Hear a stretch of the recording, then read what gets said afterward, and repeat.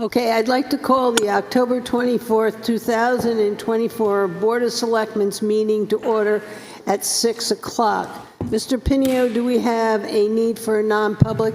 Madam Chairperson, we do not. All righty. We don't have any minutes, we have no public hearings, we have no bulk vote, we have no board or committee appointments. Our first order of business is budget review, and I'd like to ask the Board of Selectmen to move the executive budget to the top of the list tonight, since one of the presenters needs to leave and make another meeting. So is the board agreeable to that? No objection. No objection. Okay. We'll start with the executive, and it's the 100 series we'll start with. Does anybody have any issues? 200 series, 300 series, and 300 series is where we have the cable channel. And are you going to come up and give us some information? Hi, Hi. this is exciting. Can you for just us. state your name so that... Wow, yes, I am Timothy Goodwin, Executive Director for Wolfeboro Community Television. We are a nonprofit organization here in town with our own board of directors, and we're kind of excited about making the change with the town as to how the budget works and things like that. At the same time, it's kind of sad that we're at a point where we've done the hold as long as we possibly could, and even the budget that we're presenting is going to be bare bones for us for this coming year, but it's what we need to do. There's a big piece in it that needs to be addressed.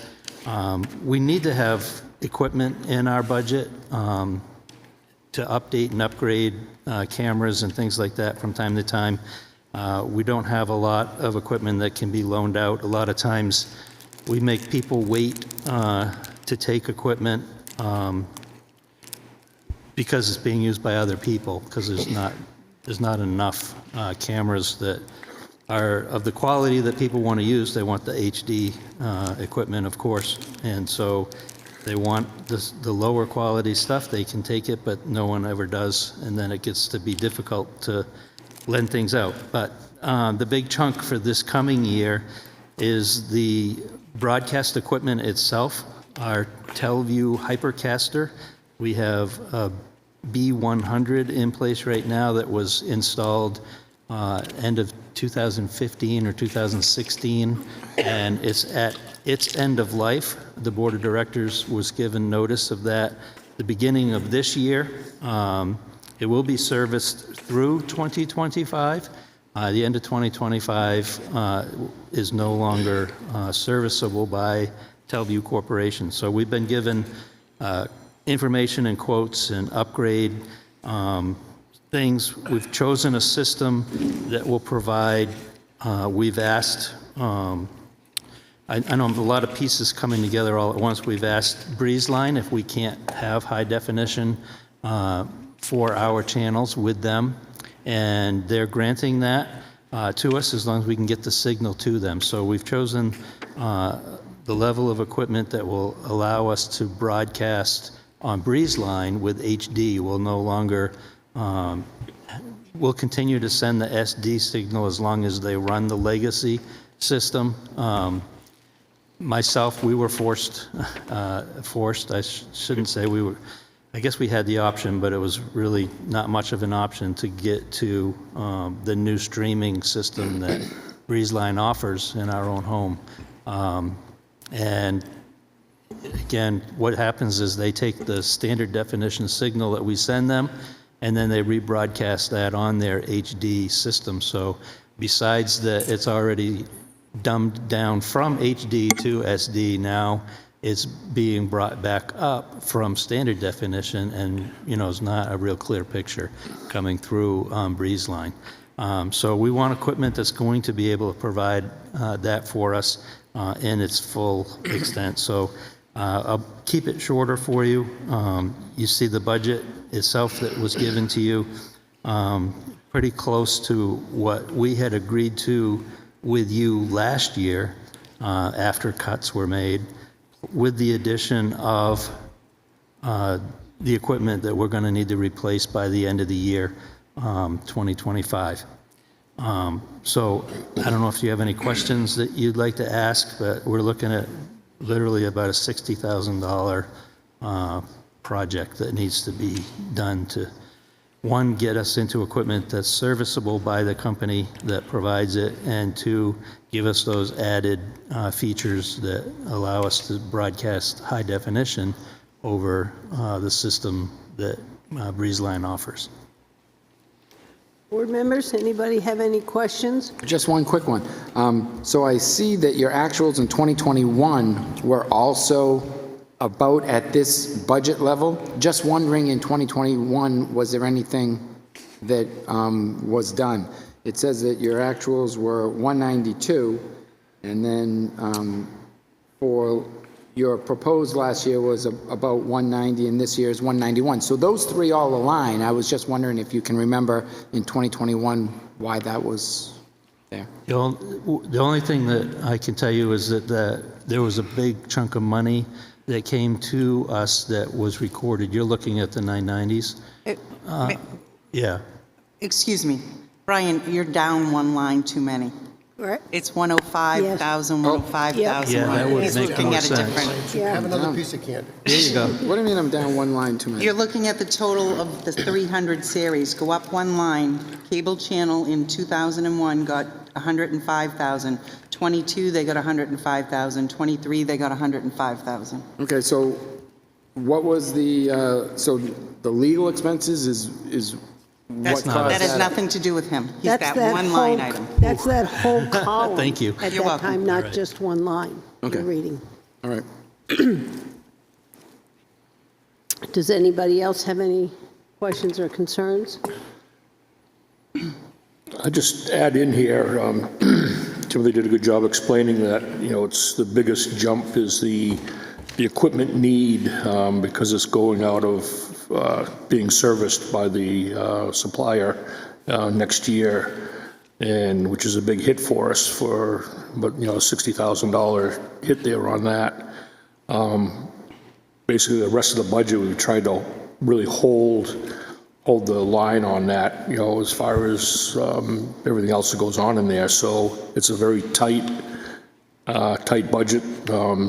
Typically yearly, we run pretty much to the penny on the budget there and stuff. So we have to pick and choose at the end of the year what we can and can't do. But it is a very tight budget there. So, and thinking too, I don't know when we want to have the discussion on where to have this budget put in, whether we want to come in as an agency, have it come in under the general government like it is here, like it was presented in our books here, or even think about a warrant article type approach with the voters there. So I don't know if that's an appropriate time now to have that discussion, or you want to stay asking questions about the budget itself for the time being. I got a couple of questions. Is that okay? Okay? Yeah, okay. Thanks for doing this, Timothy. Yep. So I looked this over, and I just listened to what you had to say, and what I see is a long list of bill of materials, and that's what I've characterized it, a big list of bill of materials. Are we going to change our swing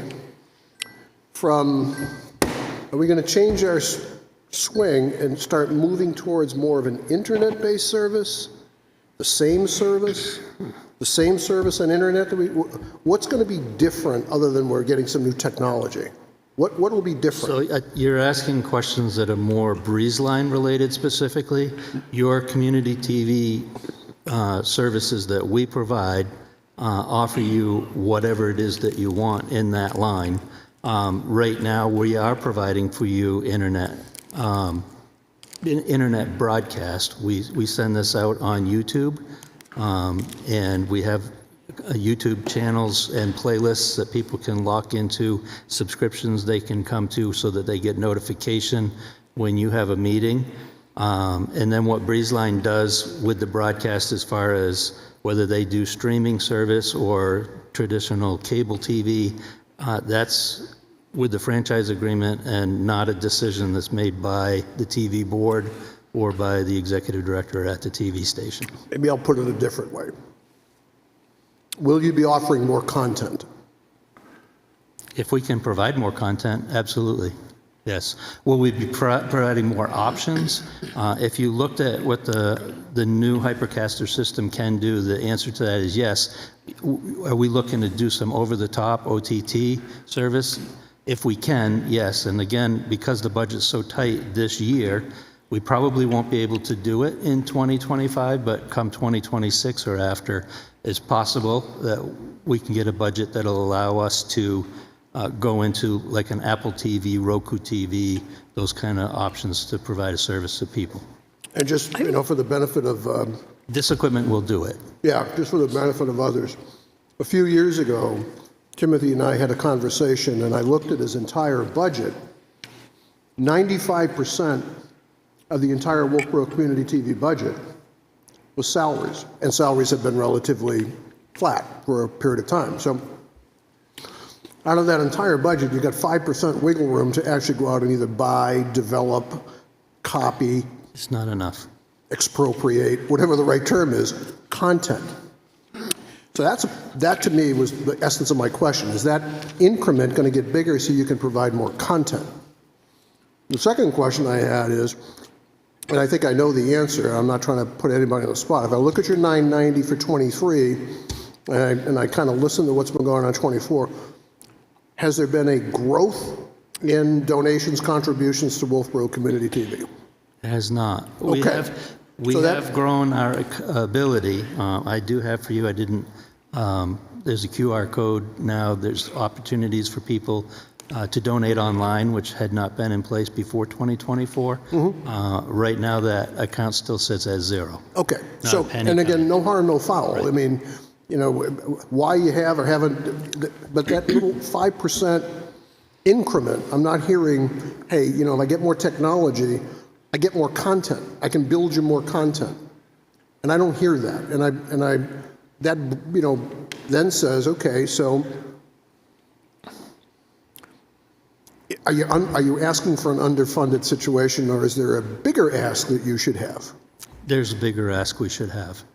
I think But that's this is where our board, and I will support the board of directors that I have, has asked that I present this to you. Yeah. I think what we need to deal with is that in the beginning with community TV, we got franchise fees that covered the cost. In fact, at times the town took in revenue, and as the breeze line and the subscribers went down, we have received less and less of those fees. That's correct. Now we're at the point, they don't even come close to covering when we talk about the equipment.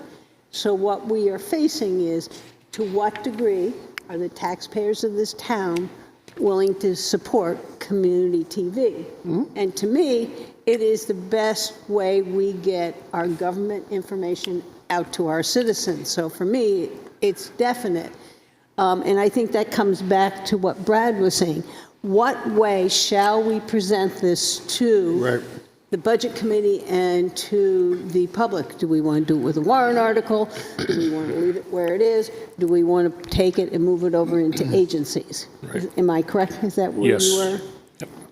Yeah, that's kind of the discussion I think we definitely need to have to feel, kind of get a feel for the best way to move forward.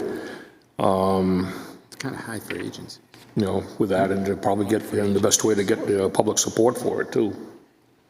So, Board, how would you like to handle this? Do you want to put it, thinking about a separate warrant article? Shall we leave it in the budget?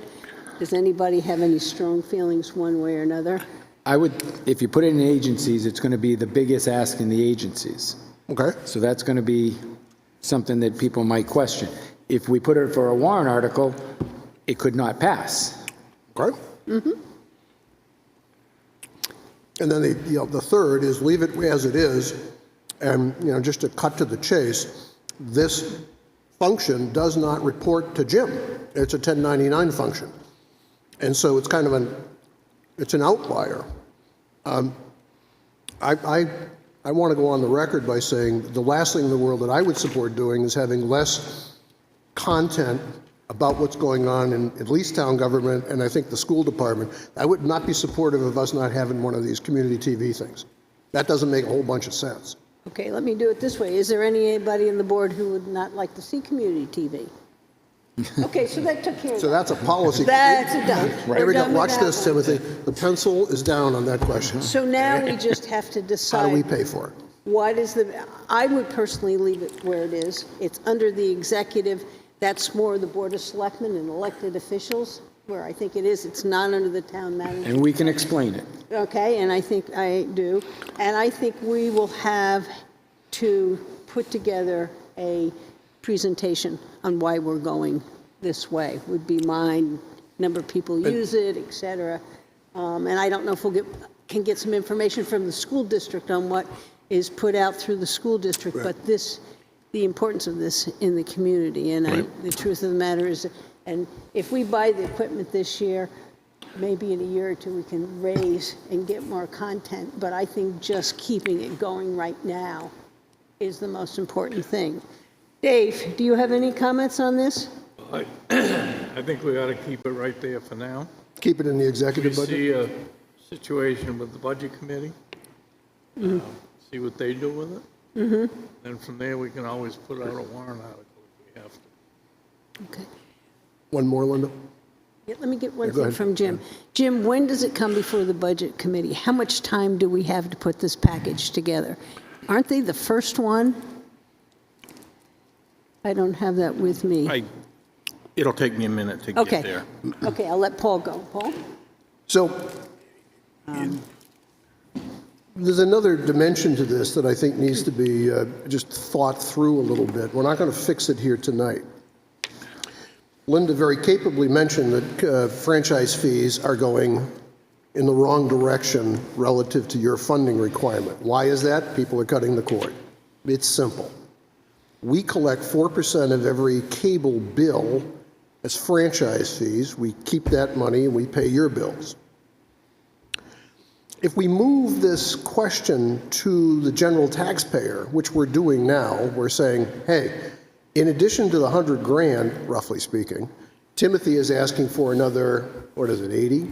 Not 70? 85. 85? I think it's 85. A bigger number. He's almost asking for a double on the existing 100. If I'm a cable TV subscriber, I'm going to pay twice. I'm going to pay 4% every month when I get a franchise fee, and I'm going to have to pay out of my tax bill. So I think the question's going to have to get asked as we go through this, and it's not your question. The question is, you want to provide a service, you're trying to get us to figure out how to pay you for it. The question has to be asked for us is, are we comfortable with the fact that we charge 4%? We get to do that, not BreezeLine. We get to do that. We charge 4%, and then we want to ask for the same amount of money out of general taxation. So a BreezeLine customer pays twice.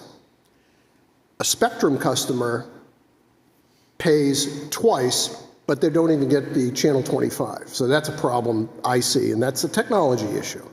So this, how do we straighten this nut out, I think is important. We've already made the decision, I think, that we think that it's important to have that service. I'm just not sure that we really understand how we're going to get it paid for without asking most of the all customers of BreezeLine, all customers of Spectrum pay twice. That doesn't ring true to me. So I'll park it there. The only thing is, too, is that if someone doesn't want to pay twice, they can do, as you said, cut the cord. They can cut the cord. So I can tell you that this is scheduled to go in front of the Budget Committee on December 16th. December We got time. 16. 12/16. Okay. I wasn't sure. I thought general government was first. Okay. So did I hear leave it in the executive budget? We did. Yeah, And we then are. what? That's And it? it's in the executive budget. You brought up another question about, is it fair? We can at another time, the board Is talk it about proper? it. But tonight, we're dealing with a budget. We all said we wanted community TV. And is there anybody who would like to not have it in the executive?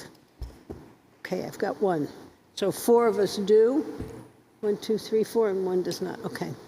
So it's going to be in the executive I think I lost that one. I think you did. I think you did. Oh, well, You do well at taking those hits. that's okay. Yeah. It's not personal. Is there any other discussion on the cable? Is there any, Yeah, Linda, one item, Brad and Timothy, I reached out to them last week, I believe. If you recall, we were in the process of working through an MOU between the town of Wolfeboro and Wolfeboro Community TV. That was paused until such time that we had a cable franchise agreement. We have that cable franchise agreement now. I've teed that MOU back up with them, and I think we have a fundamental question to answer as well. We're spending a lot of money on equipment. Who owns it? Yeah. very definitely.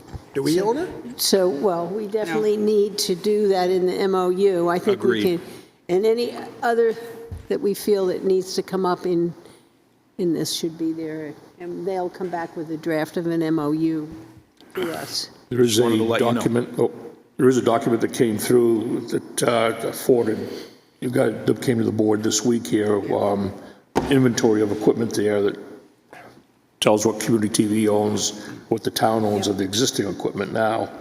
We just always have to make the determination on the new equipment here and stuff, is, have that itemized out. That list was what's in this room. Yeah. Right. Yeah. Linda? This is going to be equipment at whatever the location of the headquarters for, worldwide headquarters for Wolfboro Community Television. Global. Currently, Global. yes, we are, at the high school. Yeah, So and I this, think- where this new equipment would be landing. Up there, yeah. Yeah. Whether it's yours or ours. That's what Jim is saying. And if the taxpayers pay for it, Yeah. I would say I it mean, would be ours. ultimately, the taxpayers pay for it, they get the benefit from it. It's not like somebody can, it's not the kind of equipment somebody, that we're looking at here anyway, that somebody would take home with them and have some kind of benefit from on their own. I mean, Until I'm we not get, going to be maybe able when we to get take the home one of them cameras and stuff. hypercasters. So, What's that? but if we don't actually pay the vendor, then it is not ours. It's not on our liability. It's not, we don't have any warranty on it. It would be bought from whoever bought it. Do we have to maintain it? So, I didn't hear you. TVs. so then it's- Unless we bought, unless we paid the vendor, this Teleview or whatever it was, then. that's all should be worked out in that Oh, MOU. it's going to get very complicated as that unfolds. I mean, insurance-wise. et Absolutely, cetera, all et that cetera, goes et in cetera. there, and so Yeah, we're all We carry agreeing. insurance for just that reason. Yeah, okay. Right, And- but that goes back to whose asset is it? You're carrying insurance, it's your insurance on your asset, not our asset. But these up here are our assets, and it's we're in our carrying building, insurance yes. on them. They're in That our is my building. understanding. And it's in our building, so it's insured. Yeah. Some of it. Some of it, yeah. So I just want to make sure I follow the thought here. So we are going to purchase, we are going to authorize, we are going to give you money so that you can purchase a capital asset. That's a justification for the budget. And I think what you need to understand is what you're purchasing is the services of Wolfboro Community Television. And this is the budget, this is what it costs Wolfboro Community Television to provide the town of Wolfboro the services. This is your bill, here's the budget. And whether that includes getting equipment or not, I mean, when you pay your mechanic to change the oil in your car, you itemize the rags and the, all the stuff that goes into it. The answer, who owns that? Well, Yeah, But it's, you own my it 'cause question you is paid there for a it? precedent in our Where's your town where rag? we have done this in the past? Are we plowing new ground here? that's what the MOU, to me, it's going to go through, and they're going to look at all those things in the MOU, and then we'll see it in there. My feeling is, yeah, if I fix my car, it's my car. It's my car. The neighbor doesn't then get to use it. The school district doesn't get to use it. This doesn't get to use it. You're building equipment, not just for the town. It's for a lot more, yet the money's coming out of the town, and I think that's where we're going to have to do Yeah. some. Well, I think what he was saying, though, is he's saying this: if you get your car fixed and you buy parts that go in your car, then you own that, but you don't own everything that the service center used to fix your car. Right. That's what he was trying to parallel. And I'm saying no to that, because what we're purchasing is not going to be just for the town of Wolfeboro.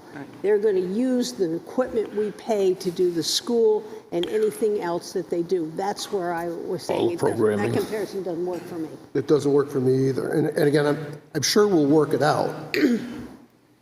But the question legitimately, and I get the analogy about, you're providing a service, and behind that service has to be a hardware. This Right? is- It's got to be this is what gear, the bill right? I is, got it. yes. But to Linda's very capable point, taxpayers are purchasing an asset that is going to be used for the town of Wolfeboro and other people. Town of Wolfboro gets priority. You pay the That bill. doesn't matter. It's still, that asset will be allocated to be used for other people. And that has got to be rendered somewhat clear from a who owns it, who fixes it, why are we doing it? That's a complicated set of We'll questions, do that in the MOU as Jim has. we hope. input. And that was why I asked Jim, is there a precedent? Have we ever done this in the past where we could kind of pick out a document and say, we did this when we did the da-da-da-da-da? Have we ever, I don't know any I don't know da-da-da-das. either. Okay, No. good. So we're plowing new ground. And I still I- think we need to deal with the pay twice thing. I think it's something that we're going to need to work on. It's something new and different. Yep. I don't see I'm not opposed to that. doing That's fine. Yep. Any other questions on this? Everybody happy where it is? Thank you Thanks, very much Timothy. for Thank you, coming. Timothy. See you later. All righty. Are there any other questions in the 300 series? Hearing none, how about the 400 series? 500 series? 600 series? Here comes the 700 series. Here comes the big. 800 series. 800 series. And does anybody have any questions or concerns in the 800 series? I do have here tonight. Commentary on milfoil, Linda. I have two milfoil. The reason that went down is that we did a chemical treatment in 2024. The year after the chemical treatment, we have very little hand pulling. And so this goes in a cycle like that, and that's why that went down. We have here two people from Wolfeboro Waters. If anybody has any questions about that, they are the team who are doing the stream sampling, and they can state their name for the record and kind of explain a little bit what they're doing with the stream sampling and why. Dana Huff with Wolfboro Waters. Frank Marcoux, volunteer with Wolfeboro Waters. Yes, volunteer. I think you got a summary document of what the assessment committee has been doing. This year, we got a little more into the water than we have in the past. We bought some equipment through a donation, and I don't know if you remember, but I came and we had an anonymous donor give $5,000 that allowed us to buy some stream gauging equipment. And so Frank and I are the team that go out and put our waders on and set the equipment up and gauge the stream flows. We don't take our fishing poles. And we've gotten some really good data this year doing that. We've done 2 streams. Our budget for next year, we want to do 2 more, but we're waiting for, I think you know that there's a watershed analysis being done. And when that analysis is done, it will identify some other streams, tributaries to the lake that we will then take a look at, and we'll keep them on a high priority. We're going to look at the worst ones first. And what we're able to do with the stream gauging is to identify the flow rate so that when we take a sample and we get a concentration, we can then calculate the actual loading, the pounds per day that are going into the lake from that tributary.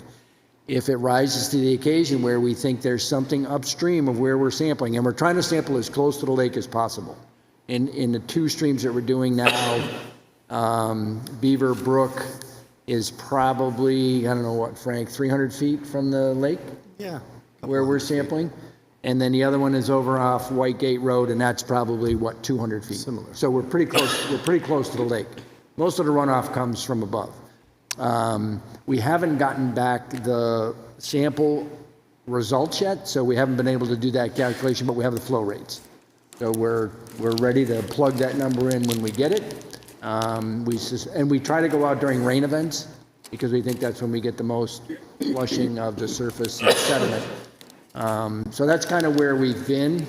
We have a communications group. We have a mitigation group that once we identify things, then they'll get involved in looking at the mitigation or action plans is what I would say. You know, how do we try to prevent as much of the constituents coming into the lake? Primarily, we're looking at phosphorus. I mean, we do sample other things, but primarily we're looking at phosphorus, which is the biggest actor for cyanobacteria. So we have a partnership with the university who does all the sample assessments. And the idea is if we find a stream that's way up high, then that is a possibility to look at for mitigation.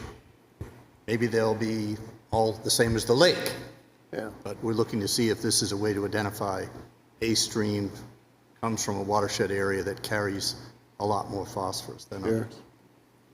We also have a relationship with Bigelow Laboratories. Right. And they both can do some very sophisticated analyses that we otherwise couldn't do. We couldn't afford to have the equipment to do that. And so our budget includes, reimbursing them for their actions as well. So that's kind of what we're up to, and I think we're making good progress. Yeah. And we want to do more. We want to help solve the problem. Right. Upstream. Yeah. And these are two, and I think we have probably close to 50 volunteers collecting samples and doing everything. So what's in the budget is for the equipment and some of the testing. The work of getting the samples in your son doesn't cost taxpayers anything. That's being done by all volunteers. Wow. So does any board members have any questions or concerns? Comment. Sure. So the other night, and I hope I didn't cause you guys to have to write this piece of prose, because it's actually really good, but thank you for doing it. So the other night, and I asked our highway leader, is there connections between what he sees and what you folks are doing? And I think you've answered the going forward question. If I understand what you said earlier, is that you're going to take a watershed report. That watershed report is going to say that could be an issue there, that one might, and you'll go do some stream analysis on that. That's great. So there's some method to the selection. There's some criteria you're using to select. Okay. I just wanted to make sure that as you go through that and Linda was very, very right, that the highway department person, gets a copy of the agenda and that. But I would encourage everybody to be a little more, well, I sent you the minutes, I'd be a little more, aggressive at the connection to make sure that, because Steve Randall's seeing a lot of stuff out there. He may be seeing stuff that you might not see for decades. But then again, you might not need to see. But I just want to make sure that connection is robust. Because, we do see here, culverts, getting blown. And that's probably why you're at White Gate Lane, is because 2 years ago, that whole thing got really messy. And and I don't know whether it probably was because of a town action. And that whole thing got really messy down there. And now you're trying to figure out whether any residual damage has been done from a bug's point of view, right? Right. Okay. I just want to make sure we're just connecting the right people and using method to do that. So Good suggestion. it is a good suggestion, and Steve does participate Yep. in our discussions. So Yep. we communicate with him even if something comes up that we hadn't discussed. So we're trying to stay connected with him. He's got a very busy agenda. Yeah, and he makes some of our meetings and This others. is important, and this is important stuff. So this should, Yep. this should rise to the top of the bottle as something. You know, I'm not telling Steve how to do his job, but this is important stuff. We get this wrong, and that thing gets really wrong. So, and then my last question, which is tactical, is you spent $7,500 on a 21. There there are more outstanding bills. bills? Yes, there's a whole, assessment committee sat down, looked at what they had, looked at what they were going to put in this budget, and looked at how they were going to finish spending 2024 So you have a funds. good end-of-year feeling that the number. We're going to try to, we'll probably wipe the whole thing out. Lovely. That's Yeah, delightful. yeah. to know. It just, it'll set us up for next year. The other point I want to just clarify is that, yes, this watershed analysis is being done. So they do it kind of on a modeling basis. And if you will, we're going to go in and we're going to confirm their model, right? So if they say that stream's bad and we find it that, in fact, it is, we can tell them how bad and we can calibrate their model a little bit better than And not to just doing belabor the Steve Randall connection, I mean, he's actually seeing water in volume moving places, and he could probably confidently tell you what's upstream from that. Right. So that, again, all the more reason to stay tight. We're also measuring low flow states and during rainstorms. Sure. Yeah. And Thank Wolfeboro you. Waters is starting to look at some maps and looking at how water's moving in an area, and then looking to see is there any way of finding some land undeveloped where we could put some kind of a retention basin treatment systems. of some sort. So we're looking Low at, cost, low maintenance treatment system. yeah. Anything that stops bad stuff from getting in the lake is a good idea. Will you be doing any independent testing of the brook going into 19 Mile Bay? Is that in the watershed analysis? No, I think that was. That's the one your when- treatment plant goes to? Yeah, that's Winter Harbor, and I think the town does some of that testing. I think there's a bunch of testing that's done there. We if put a that's- certain amount of money in when we finish that up, and I think we have a whole series of testing coming down that. That was my understanding. I understand. I would still find it prudent to have our own eyes on it. Yeah. Oh, I we do. mean, if that's something that we can fit into our budget, I suppose we can take a look at that, but it's not right now. It is our budget, and it is our staff. I think it's Wooden and Kern, aren't they doing the testing down there? I think There's so. testing going on, I cannot Yeah. remember I've who read it the is. report. You said. Yes, I sent, when it came, the I did report read that went and to analyzed it and Wolfeboro gave her Wood. feedback. Yep. Dana did and Warren Muir did. So when I get a report, I send it out to the two of them. I may be, again, memory might be mushy. So is the pizza, but it was good. I think I recall that there was a kind of an agreement between the two towns that we would, the Tuftonboro and Wolfboro, that we would keep each other apprised of testing activities. And this, again, this predates Mr. Randall, but I remember Dave, I think you, Linda, you went over, and yeah, I think there was testing, I think there still is. Yes. Okay. There is. And so We did a study. Yeah. yeah, find, my advice would be find a fresh new pond to stick your hook in. But if Brian has a point. That's a good point. Thank you. Especially based on our earlier discussion. Yeah. Yeah. And Okay. so if there's, I know that the levels of phosphorus coming through that brook, they say are well within limits. But then we have other items when we're concerned about having phosphates in our drinking water, which are probably significantly lower than those same levels that we find in the brook. So we have to make a balance on what's important, what's not important.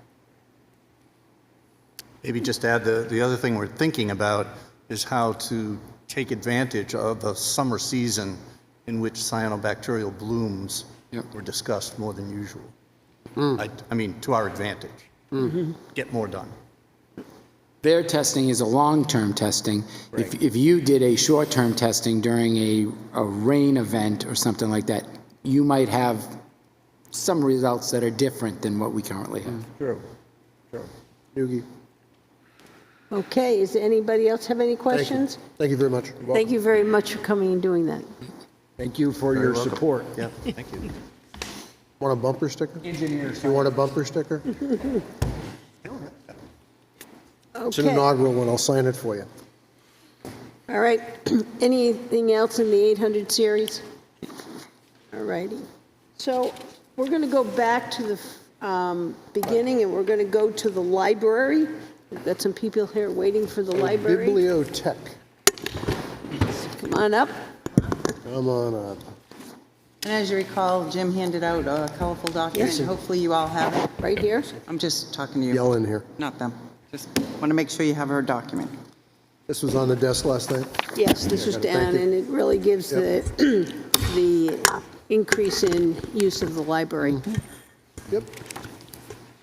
And I was very enthusiastic and actually included 2 of our program printouts, so I apologize for that. But I'm very excited about it, and that's why.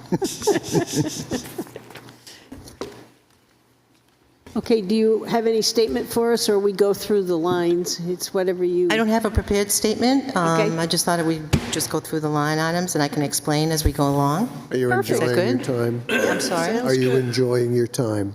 I do. That's a Immensely. good statement. Thank you. Okay, we're going to start with the 100 series. Is there any questions on the 100 series? Maybe you can explain the increase in hourly rates? I'm sorry, Linda? The 114, it's a 45% increase, and yet in part-time is decreased. Can you Yes. kind of explain what they've done? I'm going to get to the right page. Page 7, it looks like. Yes. So, as you know, we have 4 full-time people at the library and 8 part-time people. Our part-time people are generally at the circulation desk, and there's very little overlap with our, of course, in any part-time situation, you don't really have overlap. People come in, people leave. So monitoring the circulation services has become quite difficult because you have people who are not stable and coming in every day, or we're having issues with keeping track of different statistics, and we want to have one person who's doing all the training. So I'd like to trade in a 25-hour position to a 35-hour position in order to keep stability at the circulation desk. And as you can see with the numbers, we have at least 870 people walk through the door every week. So to keep some stabilization out at the circ desk, which is our, that's the front and center of the library, is very important to us. So I have asked that we take one of our 25 hours and pop it up into a 35-hour full-time position. Makes sense. Okay, thank you. 200 series? 300 series? With the reduction in outside services, if I could, 380? We have a very involved IT director who works 2 days a week. He has renegotiated almost all of our contracts and has been successful. And we were able to bring down that amount. And he feels very comfortable that that is an ample budget for us. Yes? Not to put you on the spot, but give me an example of what was successfully renegotiated, if you know. If you don't know, that's fine. It was, by the way, I can help you. most of the services that we have, sauce yes, here, like if you we have a basic service, which is an overlay for all of our tech on site. He just contacted almost every one of our vendors and just said, what can you do for us? better? Yeah.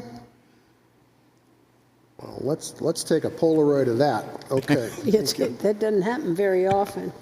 Okay, anybody else in the 300 series? I just wanted to know if you could explain the custodial services, what's being done now, because it's a brand-new building, and I know for a little while, we were kind of letting it ride on its own. And I'm Correct. sure that So it every new building, every new house, every new car still needs maintenance and upkeep. So what I've done is I removed the custodian, which was a $16,000 a year position. Have removed that out of my budget, my salary budget. Okay. And Basically, we shopped around, we got a custodial service for the mere fact that she had resigned, and finding someone who could come in to clean the building was getting very frustrating. As you can see, the numbers, I mean, we have, as I say, 870 people walking through the door each week, many of them children. And I think we all know as parents what that can do to your home. And the rugs were taking a beating. The bathrooms were taking a beating. So we've now decided we're going with a custodial cleaning service that comes in 3 days a week. Okay. We feel very happy. 3 days is quite sufficient. They do a great job. They send me 5 people in the morning. They're out of the building before everyone comes. We think their level of service is excellent. So with that said, we thought a cleaning service for the library would maintain the building better as good stewards. Makes sense. Does that include like a deep cleaning every so often and doing windows and things like that, or is that additional that you still have to do? The window cleaning would be separate, and Okay. I do have to have the rugs cleaned. We did not do the rug cleaning this year. We thought we would wait till next year. Yep. But we're finding that their level of quality is superb.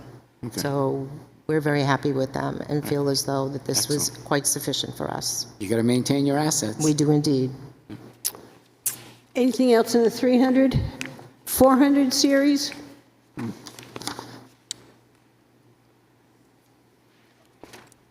$500 series?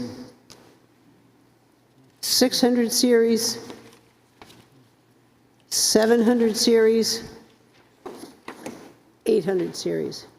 Are there any other questions? Yeah, I do have one. Okay. Well, actually, two. From your report, which, thank you, talks about utilization, which is great. Get it out to people. Find the way. Get it on community TV. Tell Timothy to publish it. Because the utilization is really what drives your facility and all the things. And by the way, Libby is great as a resource. I use it all the time. And Jim, maybe you can help with the answer here. You know, we have budget committee meetings that take place in that facility, you know, of John McDonald and his, you know, crew. And I personally believe they're as important as select board meetings during budget season. But they don't get live streamed. No. And is it because you need to pony up the dough to buy that equipment, or how does it work? If you were to say, hey, I want a live stream out of this facility, do you have to buy the equipment for Wolfeboro Community Television? That was a discussion, Jim, if you remember last year. They came to us and they told us what that would cost. And the cost was $25,000. it was extremely high.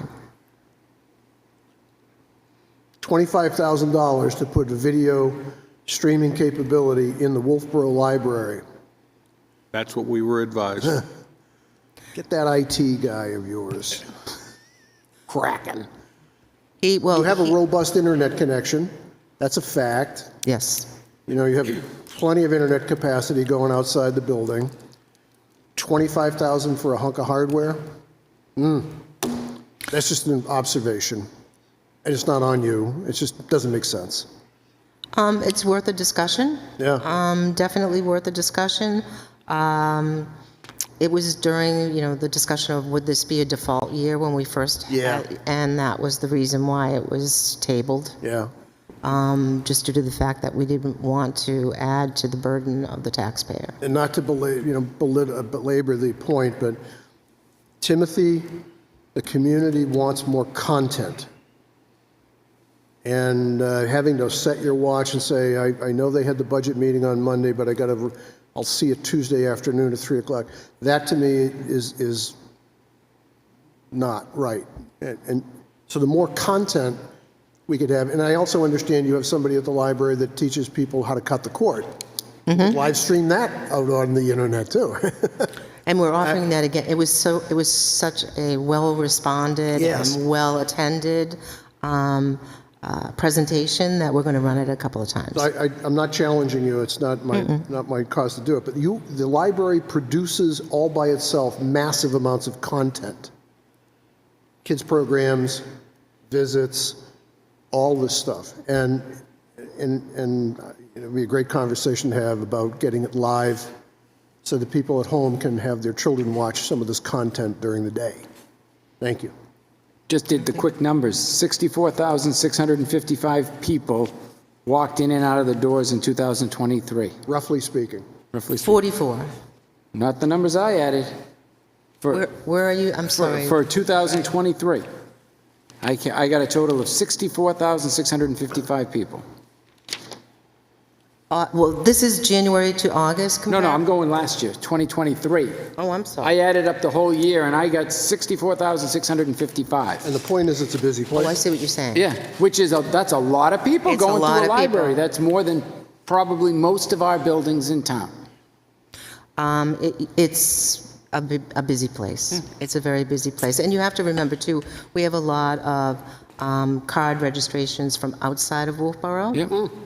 So it is a regional meeting place. I say that because there are times once in a while where someone will say to me, we have such a big library, and is it used? And then you can say, yes, there's 65,000 people that go through our building. And I think the thing with the library, we had COVID come in, it got done, it got COVID, and I go to the meetings each month, it keeps on going up because people are back out and they're going back out to the library, which they hadn't. And more programs are coming up and you see it, and the rooms are used all the time. We're booking 3 months out. Yeah, they're hard to get a hold of. We talk about that a lot. We book 3 months out. It is a problem, but it's a wonderful problem. Yes. I'm sorry. Yes. It is. Yes, it is. So anybody else have any questions or concerns on the library? Nope. Thank you very much for coming and giving us that explanation. And we're going to pick our books up, and we're going to go back to the very beginning with insurance. Thank you for this, Jim. I think Casey may have something she wants to say about insurance. I will, sir. Thank you very much. I had put, this is Department 41960 insurance. It's our property and liability insurance. It is for the whole town, but it is broken out into the different funds. I had taken the liberty of putting in the cap in 22. We signed a 3-year cap so that our property and liability insurance would not go up any greater than 9%. So I budgeted that whole 9%. Last week, we found that we are at that 9%. And just on a personal note, my personal insurance has gone up like 25%, so I think we are lucky that we had the cap. So in the budget, there's $290,875, but $218,331 is what's in general fund. So unless you have a good reason, there's no reason to revisit this. This is the actual bills that we will receive next year. Any questions? Yeah, just a question. Okay. So the general fund is if you did it on a percentage of dollars spent, general fund is a big consumer. What, as an example, what would you say are the top 2 or 3 big insurance items we've had in general fund in '24? Mean claims? Yes. Well, it's property and liability, so it is all our buildings, so public safety building, the library would be in there, Pop Whalen. I mean, those are big assets. What I was kind of hoping, and if you don't have it, that's fine. This is not to put you on the spot. If it was like, yeah, we had a Wutzke blow. We've had a lot of small claims, but we have not had any large ones. They're not big ones. There's nothing like that rises to the top. But I can finish. No, we have not, but we're in a pool, right? Primex is a pool of insurance for all municipalities. And what they do is they are self-insured. The pool is self-insured, but any catastrophic events, they have to go out and get reinsured. Say it's over $250,000 for something, and that's gone up 21%. So that is the big thing that, that they have to put out between the municipalities, and that was a letter we received from them. And they're pointing to different weather events. I think we had one in April, that we might have not had the biggest issues, but other communities around us did. So weather events can affect this. That's correct. That's something. We had a pipe burst in the town hall. That was that last year or the year before? That was February of... 2 years ago. 2 years ago. And they do some averaging. So if we had a bad year last year, it's a 3 to 5 year average of our claims, and then also of the pool claims. So we're all protecting each other also in the pool. So. But to Jim's point, there's no real substantial incidents. They're what you'd call a bunch of on average kind of claim activities. So we have a joint loss safety committee, and on a quarterly basis, we go over any claims for property liability and workers' comp. Probably the last big one was when the Public Works garage, right? That was a big one, yeah. Yep. Public Was Works that the garage. roof? Caught on fire. Fire. Oh, the fire. We at the had Public trucks Works in there, and Right. we had a whole bunch of stuff. That's what I was. How long ago was that? Something that jumps off the page. 5 years ago. Oh, no, more than No, five. that More was than that. like Probably 2012. Somewhere something back like there. that. If it was 5 years ago, it would have been when you were in office. Yeah, then it would have been my fault. Probably. That's pretty far back. That's the last one I can remember that Yeah. had any size Thank to you. it. Are we done with insurance? That's all I had to say. Okay, town managers. Okay, so the town manager's budget. So this budget is currently up 178,000 or 83.6%. Reason behind the major increase is with the shifting of personnel, which I will give a presentation to you on November the 6th, I believe it is. Casey becoming the assistant town manager until her retirement. Her wages have been moved over to this line item, and we've reduced the town engineers at this time. 100 series,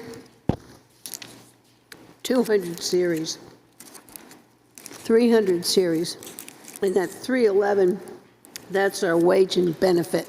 So that wage and benefit study was in the budget last year. It was cut with the default budget. It would have been really helpful with union negotiations, but I anticipate no more than a 2-year contract going forward. So the hopes are that if we are able to get a passed budget, we will have a current wage and benefit study for when we go into our next round of negotiations. Okay? 400 series, 500 series, 600 series, 800 series. Any questions? Is everybody No, just wondering. okay? We'll go over to legal. Page 29. I don't The think, departments in between, we've already been through town clerk, Yep. tax collector, assessing. did Amy and you work out where we are today with the, Amy is working on that. so we don't have them for tonight? No, we do not. I have a question in terms of the zoning board of adjustment. Page you on, Linda? I'm on page 30, the thing's on 29. Yep. And I'm looking back at the zoning board of adjustment, and that's over $10,000 now. And my question is, when we get a town planner, do you anticipate them needing less money for legal and be able to use the town planner, or is this what the ZBA is generally going to draw? I think we are going to see these types of attorney legal fees going forward with the ZBA based on the complexity of some of the cases that have come in front of them. So then I question whether this budget doesn't need to go up to cover that. And that's why I kind of wanted to see where they were at this particular time And I think they were about 12,000 when Amy and I talked. And they have another, what, month, 2? But wasn't there a couple big cases at the beginning of this year? I couldn't even name them, even if I could. I don't know the names, but I believe I was led to believe that it was an anomaly from the last planner. It was a one? I just said I believe there was a few big cases at the beginning of the year that wasn't a normal thing, is what I was told by the prior planner. Yeah. What I would like to see, and that's why, and I'd like to revisit it, is the trend over the months, because that's what Amy's putting together, you get each month. So I'd like to see the trend of what they're spending. On everything or just the zoning line, Linda? We might as well see it all, but I'm particularly concerned with the zoning line, that we put enough in there if that's what they need. So we can schedule this entire budget for revisit. Yeah, and Amy was working on it. Yes, she was today. She has a few items that that disconnected from Unismart, so she's just got to figure it out. She told me this on her way out the door today. I'm hoping when we get a new planner in place and things settle, that we won't have as many issues in planning and zoning and as many legal issues. I would say if we have a well-functioning planning department, we shouldn't have as many legal issues. I agree with that. Well, it depends upon with the zoning board. My understanding is that they were going to their attorney because they didn't have a planner. That's why I asked Jim the question. Right, fair question. Whether you thought it was, whether they could use the planner more and less of an attorney coming in the year. And that was my reason to My ask. apologies for the phone, sorry. I can pull it up, but again, it's not exactly tying out to Unismart. That's why you didn't get it today. And so we're at 11,901 for zoning. In the months, it's primarily ZBA matters start in February and are going through, I see a big one in April and then a big one in September. This is also a fee question. Well, not if they're going, it's not a fee if they're going for advice. That's what they're doing, is they're going for the attorney Correct. for advice. And they, and, I put it as a revisit. okay. That's why I'm asking. Yeah. I'm hoping by sometime early 2025, we have a planner in place, hoping.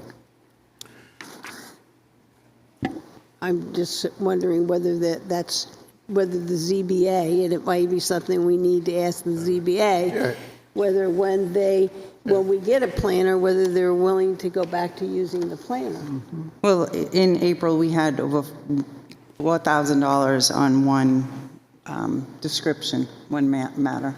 I don't know if I am at liberty to say what it is. I understand what you're saying, no problem. And they only meet when they have matters. They don't meet if there isn't anything coming before them. So we'll revisit that. All righty. Personal administration. So this is page 31. This is general fund, health, life, dental, unemployment, and workers' comp. Again, we will not know health and dental until probably the second or third week in November. But we have programmed in the 10% increase, which we are advised that is the max. So it could go down. But what I'm hearing across the state right now is everybody is having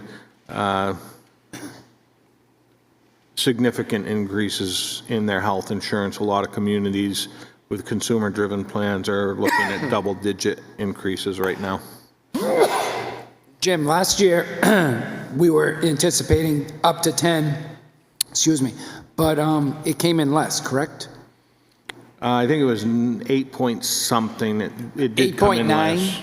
8.9 sounds familiar. Yeah, and the other thing that we were able to do last year at the budget committee level we had brought on staff, and the staff that we had brought on to fill those positions had a lesser plan, and we were able to actually make, I want to say, $60,000 in health insurance reductions last year, based on the hiring of staff. And if I also, part of this is the workers' comp, same kind of story. We got the notice that workers' comp for the town would be going up at 8%. I took the liberty before knowing that I'd put it in at 8%, and it did go up 8%. Well, there you go. That's But magic. it's a cap. So we do jump through some hoops to, be part of this thing called P3, which just gives us a 2.5% discount and caps the insurance for us. It's part of the joint loss committee. It's part of us having policies in place. So we do our due diligence. Unfortunately, we're hitting the ceiling on both of those, but in the insurance world, I'm not surprised. Okay, any other questions on personal administration? All right, miscellaneous. And on miscellaneous, we got a cut again because we don't use it. When I started, we used to get 10,000. 10,000 for miscellaneous. Well, we were also using it with the board's permission for the Joint Loss Safety Committee because we meet over lunch to pay for pizza, but we didn't do that in the default year. So we took the budget down. Then it went to 5. And now it's 3. Now it's 3. Not that I'm complaining. That's service. Any concerns? All right. Debt service, and debt service is in the last page I of know. this. Page 40. And this represents the onboarding, the increase here represents the onboarding of the second half of the public safety building bond. And on page 42, I did leave the details so you can see it Yeah. if you'd like. Now, if we get that $1 million, we can, what I heard last night is that we would take it and take a certain amount off over a number of years. It's not that we could take that $1 million and pay down the principal. So what we would envision doing is looking at the debt service of those two particular bonds and looking at what a good method to utilize the $1 million over a period of time, whether it's 2 years, 5 years, 10 years, to buy down the principal of the debt payment back to the bond bank. I would sit here and say I would be very surprised if next year at this time we have the $1 million. But with that said, I do have a meeting next Friday about it, and I plan on having more details after that. But that is our intention, is to come to the Board of Selectmen with a recommendation after we receive the $1 million and say, this is how we'd like to utilize it to pay down the bond.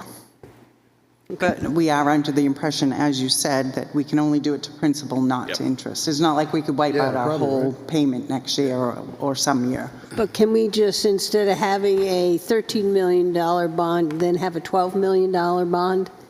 I don't believe so because they resell it out in the market. So there really isn't any real way to pay down the principal. Once we borrowed it, the principal is going to stay there, and we can Apply do this to the payments. principal payment. We just Right. don't have that tax impact the year So- we. In a similar fashion, that's why it's very difficult for students to say, I can get my student loan cheaper if I went to a bank. Well, the problem is, to Casey's point, that they're locked in at a rate and they've sold it, and so you're obligated for it. But the question is, you could use it to, pay down the debt service, the payments. principal. On a monthly basis. You can Yeah. pay the mortgage down, but you just can't prepay against the mortgage, right? Yeah, you can pay- Or you could use it for another purpose, right? You could, if the board so desired. Okay. But, we do feel that it should be applied to that debt. That is a huge debt payment on an annual basis. Well, that just frees up cash on the backside. It just, you don't have to, take it out of out of general fund, it just frees up cash on the backside. And one question I would probably just want to know, just because I'm crazy, is do we know what our average return on investment is? I suppose I could find that from the treasurer. What are we getting for our investments? 5%? A little under 5%. So you want to arbitrage against that. You get 5% if you put it in the bank, or you can use it for other things. That's fine. But we segregated both bonds for the public safety building. It's in a designated account, or a sub-account technically, and we know that we can't use that money for anything other than paying down the debt. I'm talking about the interest on those bonds, or for paying off the principal, or what was the other thing? I lost my train It of could thought. go to the general fund, I believe, and this is where we talked last week or 2 weeks ago at the public safety building update. Soft costs. We would like to be able to purpose some of those funds for the soft costs associated with the public safety building, fence around the back, any other costs. And I'm hopeful that we won't have to use the full $215,000 that we've collected in interest from the bonds. Over 2 years. If I heard you correctly, we just couldn't bank it. We just couldn't take the money and put it in the bank. That's correct. All right, got That's it.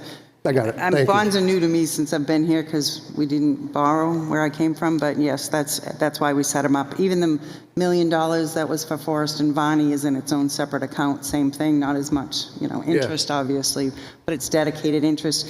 The theory is you can't take a low interest loan, which is this bond, and go make 10% interest on it, because then you'd have arbitrage. You can't arbitrage. Yeah, no, I got it. Okay. So the $1 million, what is the interest rate on our bond right now? 3 points. It's like 3 something, close 3 to 4. points. Okay. So, but we could we take this $1 million grant and just bank it, put it in No, the I just bank asked that. and earn interest on the grant? No. No. No, because that's not, I couldn't commingle it with the bond money, because that's bond money. That technically is unanticipated revenue, like everything else the board accepts. Right. And So you- how do we take that unanticipated revenue and move it off into a special account? I mean, that's what, either it has to go in 1 year when you get it and pay a big hunk off, or use it for something else, because it doesn't sound like we can carry it over. Can we put it in a separate account? That is our understanding, yes. Again, I've never had this You've situation. never had this So fun that's thing it. happen before, right? That's something we got to get clarity on. Right, but with all due respect, the clarity could change by the time we actually get the money, so I guess we haven't put a lot of research into it, if that makes any sense. That's fine, but it's going to be a question as we say, Yes, we got yes. $1 million grant and we are all bonded. Other But I people are think the gonna have board would, want to do the right thing. You know what I mean? If it's a bond for the public safety building, it should have something to do with the public safety building, whether you pay down principal, you buy soft cost, but that'll be up to the board at that point. Yeah. So it's unanticipated, but you're saying it sounds like it's somewhat restricted as to how you can use it. That's fine. I haven't actually seen the grant, but Yeah. Sounds that way. possibly, yes. Yeah, okay. Yeah. I got it. Thank you. I'd love to put it in the bank, earn 5%. Anything else with debt service? Sewer transfer? Paul, this is what you always ask about. There it is, right there. So this is an item that I think we may be coming to you about in the very near future. We have a balance of funds remaining from the low-pressure sewer line on Varney and Forest roads, and we do feel that it is appropriate to apply the balance of those funds back toward this debt service where that bond has come on to this. So we will be looking at that, and you will be hearing from us soon about a recommendation for that. We did discuss the possibility of repurposing the money for the Mill Street pump station, but we would have to go through, because it's bond money, we're repurposing the bond money, we would have to go through all of the hearing processes, and we would have to have a supermajority in order to do it. And it's not enough money to do that, in our opinion. So how much do you think it's going to be about? I'm trying. 260? Yeah, pretty close. I have somewhere either 220-ish with 36 available. Yeah, about 260. He knows what he's talking about. Sorry, I'm not talking to my speaker. Yes, Brad, you are correct. It's about 260,000. Brad, you get a piece of candy. Okay. Take a piece of candy. Okay. Oh, our favorite topic.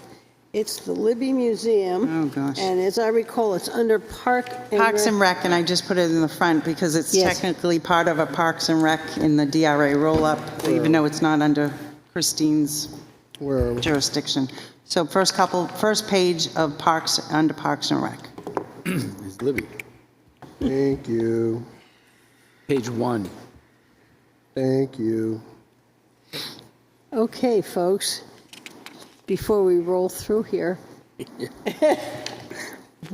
what would you like to talk about on whether, oh, thank you. Why don't you go first? The question is, with what we have heard so far, I think there is a question whether we will be able to open the Libby next year. So, I heard somebody Does- say that it will never open. do we look at what the costs are to move and store the artifacts, and should this budget change based on what may happen there? My turn. Can I go? You want to go? You My go. turn. I agree with Linda. I think there is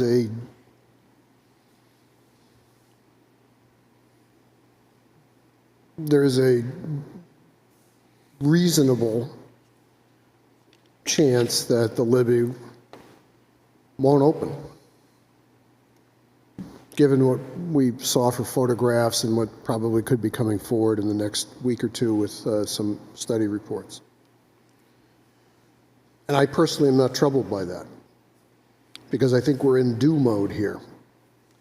I would recommend that we do everything we can, if it's at all possible, to retain the services of our museum director. She's a qualified person, and her heart is in the right place. I think, Linda, to your point, we need to now begin the process of understanding whether it's cash or capital or how we do this. What do we do about those exhibits? How do we decommission them, clean them, store them? And that's probably an updated number. I think you folks did a $160,000 estimate a couple of years ago. Is that what it was? Just to get them out of there, right? Well, I think it was, and I didn't have time to look at it, I think it was to pack it up, move it, store it For 2 years. for 2 years. 2 years. 2 years. But it didn't bring it back. No, correct. was And it just didn't to- clean them? No. No. No. Okay, so there's that piece has got to get worked on. Well, the cleaning issue is not huge. If it goes into the right storage area with the right humidity and the right temperature, those artifacts will not mold, will not get any worse, nothing will change with them. You can't grow mold in dry, arid air. So if it goes into a storage area, it would behoove us to probably clean it and fix things when they come back. Because if you do that when they go into storage, then they're sitting there for 2 years if we do a renovation. You're going to end up cleaning them or doing something else with them when they come back. I would depend upon a Correct. professional to counsel us as to what the right sequence of events is as it relates to the exhibits. What I do believe, Madam Chairman, is they're going to have to come out of there, either in whole or in part. We got to get them out of there. What we do with them, how, I think a professional has to tell us that. So I would say we ought to have some monies, and I don't know, for that. And so what we have here is a budget of 48,000. which isn't going to touch. Not even close. So that was the question, whether we just pull The whole thing? the whole budget and we're going to have to do it in a But what about warrant the- article or a capital outlay. Yeah. Or, I don't know, it's just, we're just starting that conversation. It seemed ridiculous. I don't see how you do supervisory salaries, have somebody when you just boxed everything up and there's nothing there, unless we can find another home for some of the artifacts while we work on the Libby. We probably can't put the moose stuff, but there may be other things that we could find another spot for. The library can take some, So- the boat museum can take some, But the it- Wright Museum can take some. Maybe we can partner with them to take some of the artifacts and store them. I don't know. And get mold in their buildings. That's not going to happen. I think, that's what I'm thinking. Yeah. So the And- question is, we have to pass this over to the Budget Committee, Yeah. shortly, at the end of next week. The Budget Committee had a lot of concerns about the Libby and what we were going to do about the Libby. This year? Oh, yeah. Yeah. I did some What were their concerns? What we were going to do. We were going to renovate it, we Oh, were we're going to tear concerned too, down, yeah. and we going to, and we kept on I saying we didn't thought there was have more any- texture to the comment other than they're just generally concerned. Well, they don't have this. It was just. Just what are we going just to for do? reference, I did some measurement of the town hall basement. The town hall basement has 1,268 square feet of unused space. Some of it does have a sump pump in it. I've been told it's prone to flooding, but I know that eventually we were going to work on the drainage that's, the pipe that's buried 14 feet supposedly beside the building. The total area down there is about 2,281 square feet. So I would say that right now we have about 1,000 square feet that we're using for storage that isn't well utilized. There's a lot of stuff that we could get rid of. That's your word, stuff. That we could get rid of or organize so that we might be able to get 1,500 square feet of usable space in there with renovations, dehumidification and whatnot. What it would cost, I don't know. We could look into that. We could also, if we were looking at $166,000 to move and store the stuff, would it behoove us to build a small building on one of our town properties and have it stored on our own property where in 2 years or whenever, however long it takes to do a Libby renovation, then that building becomes available to the town to store something else, vital records or things like that. So there are some options. The other option that was brought to me by someone was the MED building, that maybe with a small amount of renovations, it could be used as a storage facility for museum artifacts. Maybe we do half in the MED building and half in a renovated basement. If we renovate our basement here, at least we're adding to an asset instead of spending money to someone for $166,000 for 2 years to just rent. So, And that's in 2022 figures. yeah. I would just note that Right. it was $60,000 for the storage space, $70,000 for the storage space. The rest of it was moving services, packing, that type of thing. Yeah. Yeah. So, Could I take another whack at this? Sure, walk away. So I think the money, if there is money to be spent, I think the money that I would see that would be spent in 2025 would be dealing with the exhibits. Just as a general bucket category. I have no idea whether we store them here or what, I don't know. Just dealing with the exhibits. I think the money we'll also probably be looking to spend is we're going to get a report back from Turner, and then we're going to have to figure out what we do about it. So there's going to be a design set of activities. It's design of structure, and it's design of the land around the structure, drainage and all that stuff. So there's a design. Well, the design, we Thing. design, it would take care of the whole. Yeah. You wouldn't have two designs, you'd have one design. Yeah, but what I'm saying, but I'm just giving you the subcomponents. Those are the things those are the big items that I think in 2025, we're probably going to start looking at. I do, and if we can't find an entire year's worth or 6 months worth of work for the curator, the director, that would be a shame, but if it can't, it can't. But her presence would be very helpful because, we would be potentially having her work with the preservation folks. Anyway, I don't see operating the Libby. So, if I went through this, I'd say, there's certain budget line items here that I would just X out and say doesn't apply for 2025. It's more of a capital planning. And the Libby falls on the CIP 2034? No, that's the community center. Oh, okay. When does the Libby fall on it? The Libby Museum is on the 2025 capital plan at 350, and it was a vague Like a placeholder. comment, knowing that we were going to have to do something.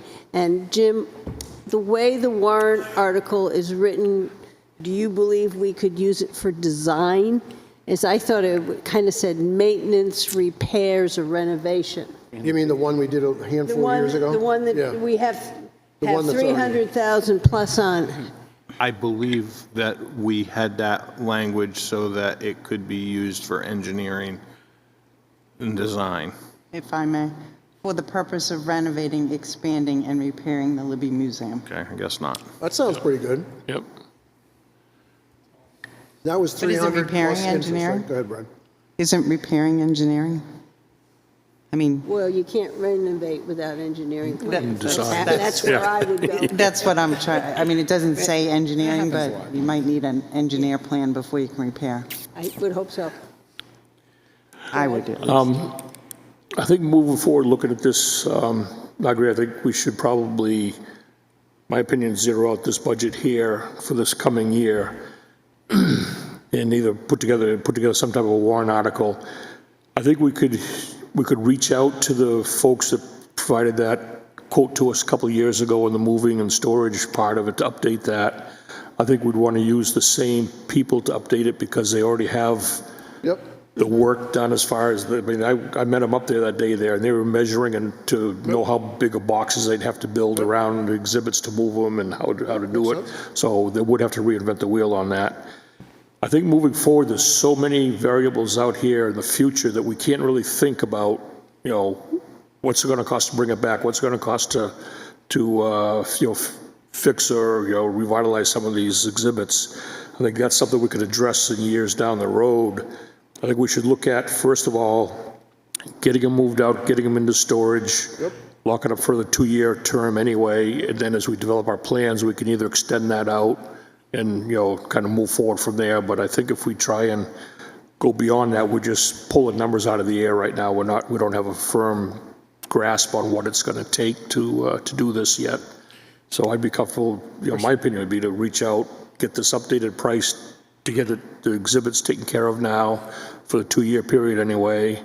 And maybe we work out some kind of an annual extension on it if they can or whatever, but, and approach it that way and then, look down the road as the years come. How did we find the company that we were planning on moving and storing? And are they the only company on the planet that does this? So it was something that was put together, I believe, by the previous director. The name of the firm is Valerie Kincaid Museum and Collector Resource. She specializes in this. She's been doing it since 1996, and that is basically what I can tell you about it at this point. I believe she was out of Boston, too. I think you're right. And do you feel with that warrant article that we could move and store the artifacts? I would want to look at it again You need and a- and you need a digest it a little updated bit and number. report back. No, I just saying whether, right now, we have no money to do it. My question was, we have that 300,000 moving and storage, will that fit within that warrant article? Yeah, Because I- there's where we could have money. Yep. Um, I would want to review that Yeah. This- and report back to you Yeah. at a revisit. And there's the Jane Throth, and that's about 50. But that was, I don't know what it's at today, Yeah. but, It was 70, but we've been chipping into it. but that is, there's no restrictions with that one. That's what I'm just. I think we need to there's where- keep in mind too is when that company did come up and do that quote for us, there were some items in there that were too large to move that were going to stay in there when they did the renovation, so Yep. that's got to be taken into account. I know one of them was the moose. Can't remember if there was a bear in there too. There were 2 or 3 items in there that we They were got to gonna address too, so, We're going to have to move around and move right, to the and work center. around them. Yep. Dave? We're going to have to put some funding in there too for the curator to be there when some of this work is done. That was my point. Yep. I mean, If you've ever seen driving into Boston, there's a big building on the right and it says Fortress on it. Have you ever seen that? Anybody driving into Boston? That's an art storage building. They moved store art I and guess my point is we need to put some funding in there for her to be I agree. at the site when stuff is being done Makes sense. on our behalf. I I mean, agree. otherwise, Jim's going to do it. What would we do without Jim? you are. No, I'm not doing it. So what I hear you saying is that we should wipe everything out of the Libby Museum except the salary. I would agree with that. That, I Well, mean, yeah, that's that the only thing you're talking about Yeah, because if you're leaving. going to put everything into storage, none of the other stuff matters. She's I going to just be, say- there- she's going to be there with them, probably monitoring the process, opening the doors, locking the doors. I think I just said that. Yeah. So I just have a small question about a few utilities. I mean, would we still have the internet, we just put internet there. I mean, do we turn it off? Electricity, are we going to totally shut it down? Water and security? Those are just things, Water. Once everything's out, we won't need security. well, we do for people, it's just those 4 Those are things. fair questions. You might Yeah. want to just have a tranche. This is $2,400, Yeah, $2,500. you might want to keep $2,500 for, water, sewer, monitoring, stuff like that. Let's do 5,000 miscellaneous Fine. plus salary. I mean, that's what we're looking at. Can I Something ask like Brad a that. question about Sure your- you can. So Brad, your idea is get the exhibits out, makes sense? We don't know yet, this is a wild card, we don't know yet whether the report is going to say you got to empty the entire building or not, so we have to have kind of the moose, the moose may have to go, so we have to just have that, and so we got to make sure that we can toggle that. But did I hear you say that's all you would want to accrue next year? And so if it came time to have a design for something that would be in the 26 budget? I think it's going to depend on what that report comes back. It tells us what we need to do. But may not, are we going to have that report before we start putting up warrant articles? So it is my recollection that once they did the survey work, they were supposed to turn that around in either 30 or 45 days. Okay. So I think they were there 2 weeks ago now. So, I mean, we're 15 days in. I can find out tomorrow a End of ballpark idea of when they think the report will be produced. I was just trying to We take Brad's. have, Go ahead.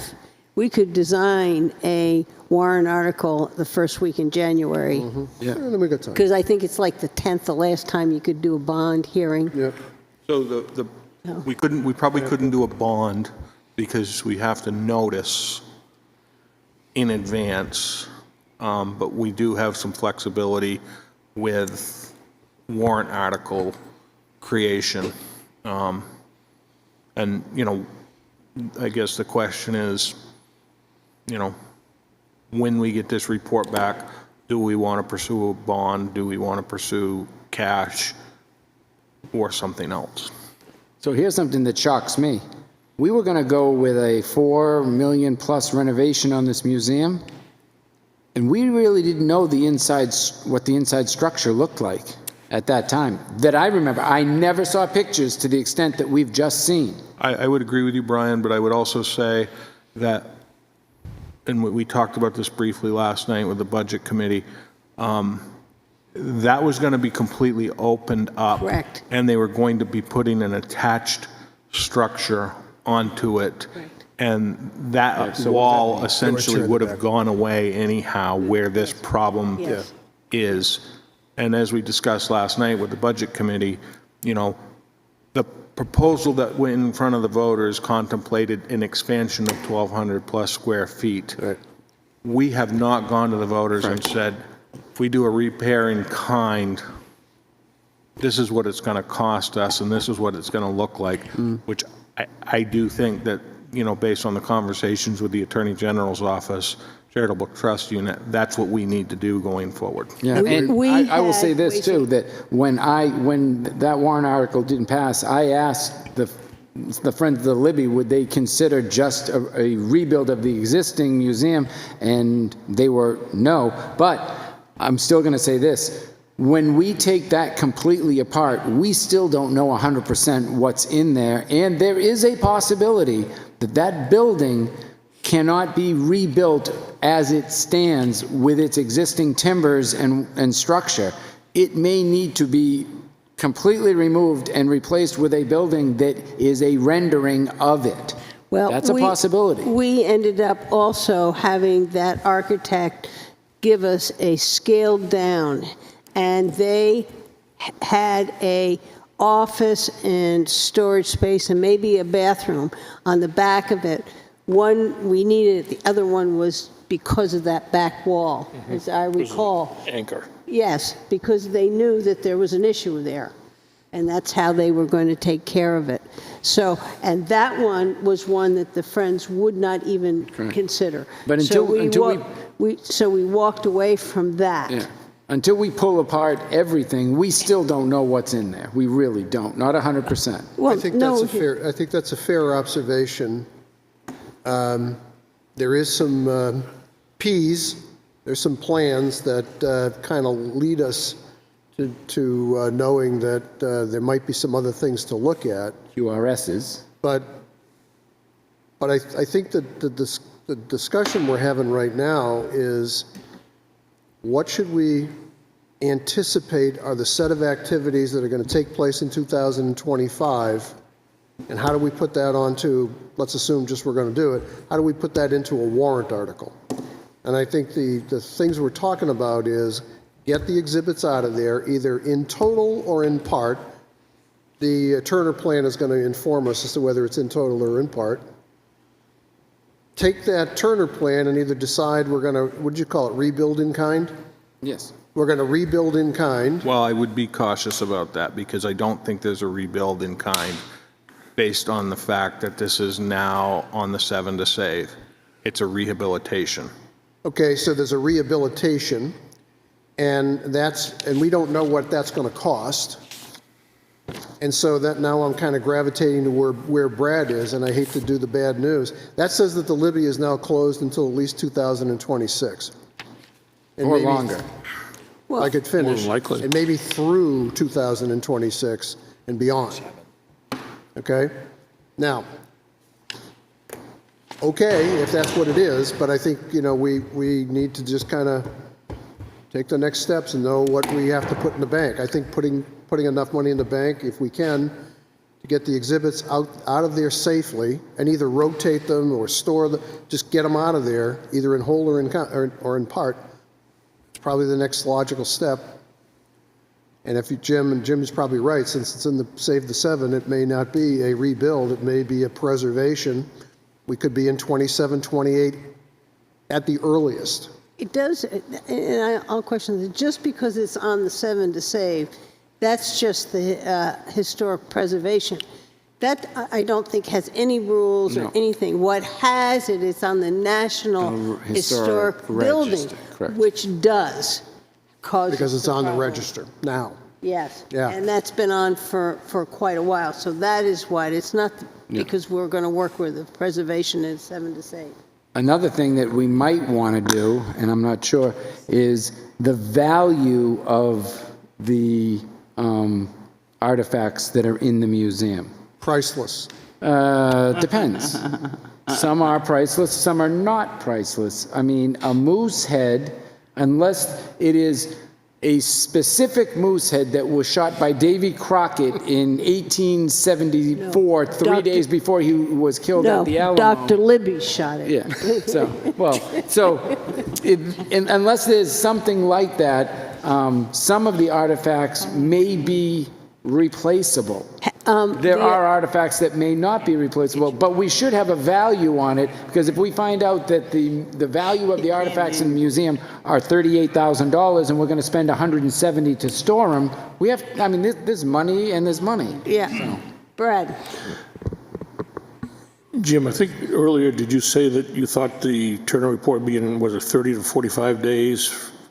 So in my mind, that's telling me probably around the end of November or so, very early December, we should have that back, which gives us that month of December to really sit down and talk amongst ourselves here to develop a warrant article. That's the route we want to go for 2025 here and stuff. So we'll have time, once we get that report, to really get some more teeth into this thing and see, kind of plan ahead what we want to do, whether it's. But I think we're agreed, unless I misunderstand, we're agreed that what we need to do is buff up the number that it's going to cost us to get those exhibits moved. Well, here's another thing. Are we agreed on that? No. We're not? Okay. Okay, I want to add something here, and then maybe I'll agree. We have the Libby other years had given and lent out items from the Libby Museum, and we might want to look at how many items we have that could be lent somewhere else than to pack it all up. I know it was it Meredith Library or someplace, Laconia Library? Exhibit went out, And so we should maybe start looking and talking to people to find out what items we have in there that could be lent out, and cut back maybe the amount. Yeah, even in it's not in our geographic area, but the Dover Natural History Museum is the oldest natural history museum in New Hampshire, and they might have the ability to help us too. Paul, you went to Dartmouth, didn't you? They had a natural history museum, right? Did you ever go into it? No. It's not there anymore. Do you know what happened to it? I don't know. They gave it they shut it all down, and they gave all the artifacts to the Yale Peabody Museum. Okay. The curator came and spoke with us at a meeting. Okay. And he actually said to us that most of the exhibits that Dartmouth gave to Yale threw into the garbage because they were were duplicate. Let me finish. They were duplicates. Well, it's kind of going down and on. Yeah, they were duplicates, and a lot of them didn't have significant historical value. So I think we should look at a plan and try to find out what is there that can be lent out to other places. We can check with the Dover. So the director could do that. Right. And so, okay, go ahead, Jim. Well, I know that this is semantics, but just a point of order as well. I don't know if some of these conversations that we're having, we should be doing under a trustees meeting. Yeah, you're probably correct. Well, we're doing it on a budget, I trying to come understand out that. I because understand. he's asking whether we're going to put 100 and some odd thousand in. We can, but if we can find another place to put them. And, if we're going to make and I think the conversation is good, but I think if the Board of Selectmen are saying, we are not going to open the Libby Museum next year and we're going to take that money out, I think it makes sense that you just retroactively go to a trustee meeting and make that motion I think so that you close it. I thought we can discuss it as a trustee, but we always come back into public, into a selectmen's meeting to vote. we're just doing it backwards, I think, right? I think that's the way we've been doing it. Okay. You're right. But, Linda, so Okay. I think I'm just trying to figure out what we're going to do here. I think we're agreed that the exhibits have to come out. Well, Period. We're agreed that some of those exhibits should be potentially, loaned out, rotated, whatever the right words is. Action item for the museum director. I don't think we've necessarily agreed to that. As with what Brad said, there are some that can't come out of there, and if they could totally renovate the building with it in, my guess is there is a way to keep them in some area in those large ones. Then I don't know what we're- I think we need to take a look at all possibilities for the artifacts. So I don't know where we are. Well, I think what really we're at is, we're looking at this budget. At this particular point in time, we decided to leave the salary in it and those few items that Casey had mentioned. Yeah. So I'll make a motion, That's I'll make a where we are. motion to leave, in the Libby budget, to leave the supervisor's salary and $5,000 for miscellaneous expenses. Do I have a second? No. Okay. I'll second that for discussion okay. here. Yeah, for discussion. I'm assuming that would also include the 200 series, which would be the social security and all the Yeah. taxes associated with her salary. Yeah, so technically you have 870 hours of that supervisor for 22,738, which is the salary and the taxes, and that's the only benefit she has. I came up with about 2,500 in others, and you all maybe are entertaining Linda said 5,000. five. Linda said Yeah. five, so No, I went there. I'm just saying. So if that's what I can amend my Brian- motion to 2,500 if anybody No, wants. I'm good with the 5. I just want to make sure that there's other parts are included in that. Yeah, because if you're doing the salary, you got to do the Yep. social Right. Yeah, security. So when it's- you said salaries, you only So limited it to line That is what 113. we have a motion, and we have a second. Is there other discussion? Paul, do you have other discussion? I just want to make sure that whatever the motion is, it incorporates what we just talked about, so the motion has to be amended. To include what? What'd you have, Casey? I would take it as a point of order to just add her whole salary of 22,738, which is her salary, benefits, and taxes, and the 5,000 that you all decided. So it's a $27,738 that I believe Brian wants to leave in the Yes, budget. as amended. So Brian wants to fund the Libby budget, which would include salaries and perquisites, plus a $5,000 increment for a total of $27,738. You're amending your motion to that? Yes, I did. Then I'm okay with that. Who's the second? I'll second the amendment, amend the amended motion, yes. Is there any other further discussion?